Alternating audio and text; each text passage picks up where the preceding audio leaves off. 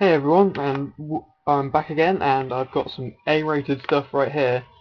This is me versus VM Dragon. If you play Pokemon competitively, you know M Dragon. You know of M Dragon at least, and you know that he's probably one of the best players out there for just being good at everything, every tier, every generation.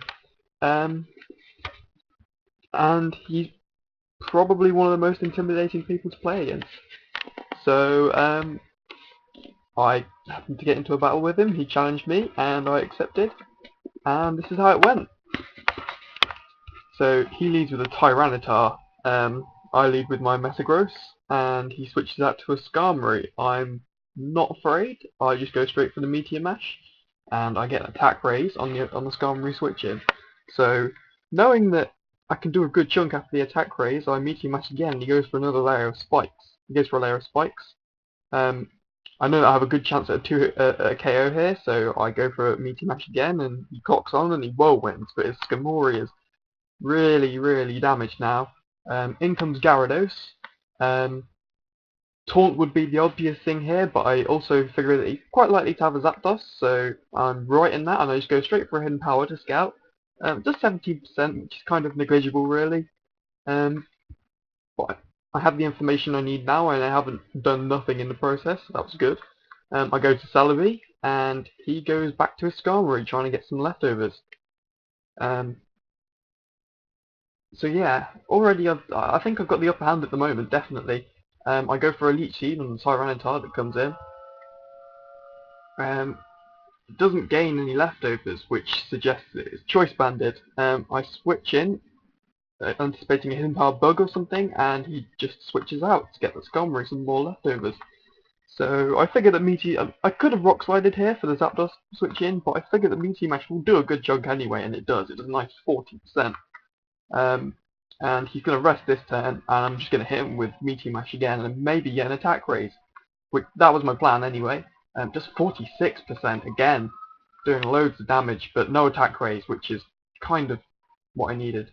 So I switched to Lantern, the UU poke on this team, and he sleep talks, and he uses Thunderbolt on sleep talk, which is good for me because it negates that that spikes damage even.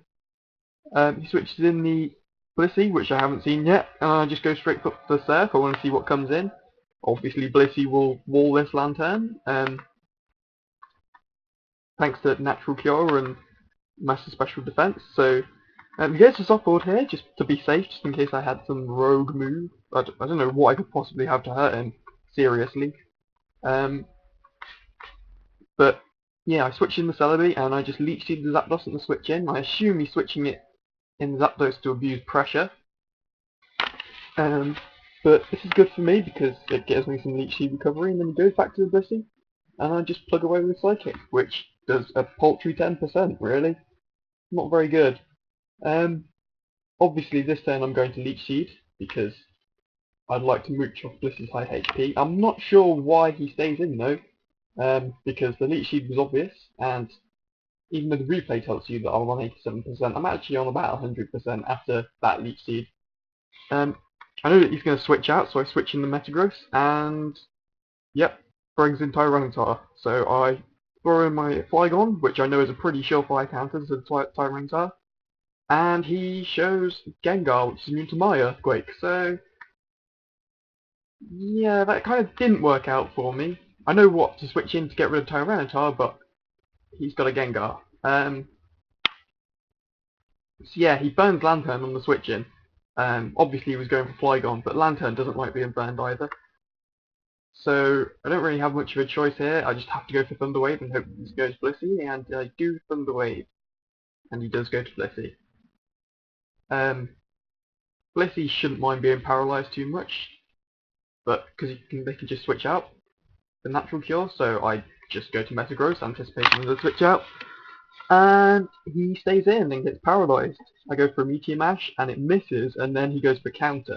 But I know that because I'm choice banded, I can land the KO here, so I'm really not sure why he stayed in. But I'm not complaining. I've got rid of the Blissey.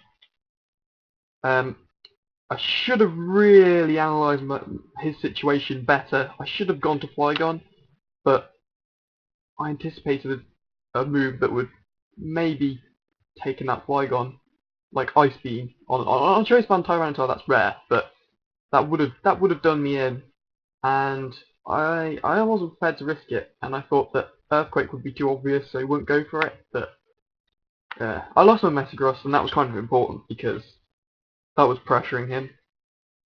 So yeah, here I take the opportunity to force Claydol into a situation where it has to Rapid Spin, and then I can just Heal Bell and kill the Lantern. Then I switch to Cloyster, anticipating the Ice Beam, knowing that that's going to do pretty much nothing. He thinks I'm going to spin away here, so I don't. I just go for an Ice Beam, anticipating the Gengar switch in. Doesn't do as much as I'd like. Normally it does over 50%, but I'm guessing this Gengar's bulky. He lands a Will-O-Wisp on Celebi, but Celebi's got Natural Cure and Heal Bell. It really doesn't care. So, at the moment, I'd say it's pretty even, advantage-wise. He goes back to the Claydol. I just Leech Seed the Claydol here, which kind of mitigates the burn. And then I switch out to Lantern, knowing that Ice Beam will do pretty much nothing. And he switches out to Skarmory, which obviously doesn't want to stay in versus Lantern for the threat of Thunderbolt. He switches in the Wounded Zapdos, and White Zapdos, and I just go for a Surf. And that does over 20%, which would half of his remaining health, so I know that I can just KO him the next turn, and he could have Sleep Talk here, but I think the reasoning behind that is that he didn't was because he could just land a Thunderbolt, and that would have cured me, which is bad for him.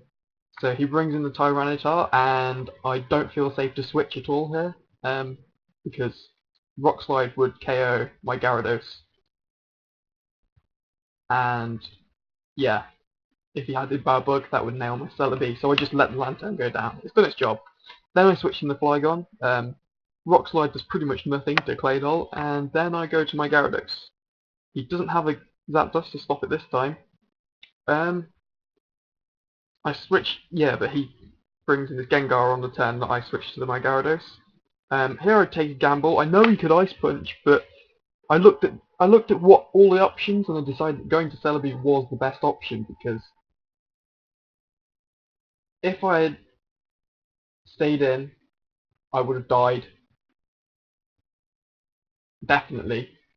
If he went for an Ice Punch, he could have just followed up with a Thunderbolt on the next turn, which would have killed me definitely anyway. So I thought my only hope was to go for the Celebi. Luckily I've taken out the Gengar, and now we're a Flygon on Skarmory, but the Skarmory's down, so now I'm at an advantage, and he's in a bit of a hole, because I'm not sure why. Why did he keep in a Tyranitar there? He could have just brought out his Claydol, which would have taken nothing from Earthquake. He knows I have Fire Blast, he knows I have Rock Slide, and he knows, well, should know that I have Substitute, I'm guessing, but my only recourse is Fire Blast, really. Ice Beam does a lot, but it doesn't kill me somehow. I'm quite surprised at that. Fire Blast misses this turn. I'm really just getting rid of the Flygon now because it's done its job. So yeah, now it's Cloyster on Claydol. I derped here. I should have gone for Explosion, but instead I just plugged away with Ice Beam, thinking that it would do a lot, and he didn't have Psychic. I should have just gone for Explosion, which would have got him to a very, if not KO, then very close KO. And as it stands now, he could explode this turn and get a critical hit, which would have him win the game. But without a critical hit, he wouldn't win. So it was a minor mistake I made, but it was kind of important in terms of gameplay. But he doesn't have Explosion. He only has Ice Beam. He tries to freeze me. It doesn't work, and now the game is mine. So that was fairly short for an advanced game. I made a few mishaps, but so did he, and I just came out the better. It was pretty much hacks free. The only real bad things that happened were the Metagross attack raises. But other than that, it was pretty hacks free, and it was against a very, very good player. And I hope you enjoyed this. Not much more to say really, because Callus narrated this in his channel. Probably a lot better than I have, to be honest. I'm just playing it from my perspective.